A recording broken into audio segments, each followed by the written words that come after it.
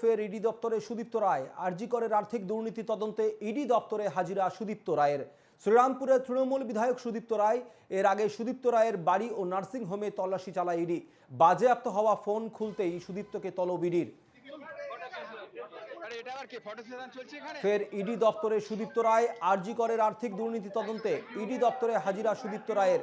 শ্রীরামপুরের তৃণমূল বিধায়ক সুদীপ্ত রায়। এর আগে সুদীপ্ত রায়ের বাড়ি ও নার্সিং হোমে তল্লাশি চালায় ইডি। বাজেয়াপ্ত হওয়া ফোন খুলতেই সুদীপ্তকে তলব ইডির। আমরা দেখেছিলাম যে প্রথমে সিবিআই তরফে তল্লাশি চালানো হয় সুদীপ্ত রায়ের বাড়িতে এবং তার নার্সিং হোমে, তারপরে ইডির তরফে তল্লাশি চালানো হয় সুদীপ্ত রায়ের বাড়ি, নার্সিং হোম, পাশাপাশি সুদীপ্ত রায়ের যে বিলাসবহুল যে ফার্ম হাউস রয়েছে সেখানেও তল্লাশি চালানো হয়। দাঁতপুরে তার যে বিলাসবহুল ফার্ম হাউস রয়েছে সেখানেও তল্লাশি চালান ইডির আধিকারিকেরা এবং তার ফোন বাজেয়াপ্ত করা হয়। সেই বাজেয়াপ্ত হওয়া ফোন খুলতেই সুদীপ্ত রায়কে তলব করা হয়েছে সিজিওতে এবং সুদীপ্ত রায় এই মুহূর্তে সিজিওতে রয়েছে।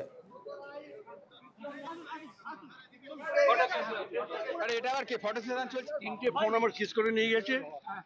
নিয়ম হচ্ছে যে যখন খুলবে সেটা হচ্ছে যার ফোন তার সামনে খুলতে হবে। তিনটে ফোন এসে আমার দুটো ফোন, সেগুলো কিছু পাওয়া যায়নি, বাড়ি থেকে কিছু পাওয়া যায়নি। ওরা সার্চ করেছে, কিছু ডকুমেন্ট হাসপাতালের রুগী সংক্রান্ত কিছু ডকুমেন্ট নিয়ে গেছে।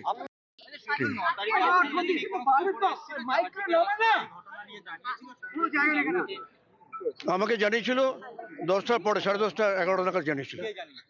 সন্দীপ ঘোষই জানিয়েছিল।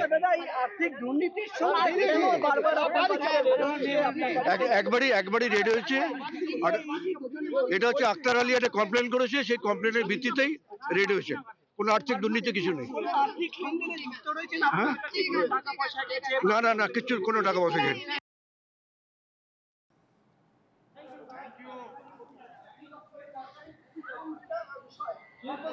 এই মুহূর্তে আমার প্রতিনিধি বিধান নস্কর রয়েছেন আমাদের সঙ্গে। বিধান, সুদীপ্ত রায়কে তলব করা হয়েছে ইডির তরফে। আমরা দেখেছিলাম যে সুদীপ্ত রায়ের কাছ থেকে বেশ কিছু জিনিস বাজেয়াপ্ত করেছিল ইডি তদন্তকারী অফিসাররা, সেখানে তার ফোনটিকেও বাজেয়াপ্ত করা হয়। কিন্তু সুদীপ্ত রায় পরিষ্কারভাবে জানিয়ে দিলেন যে কোনো রেড হয়নি, যেহেতু আক্তার আলী একটি অভিযোগ করেছিলেন সেই অভিযোগের পরিপ্রেক্ষিতেই কিন্তু তারা একবার গিয়েছিলেন। এবং আজকে আর কি তথ্য উঠে আসছে?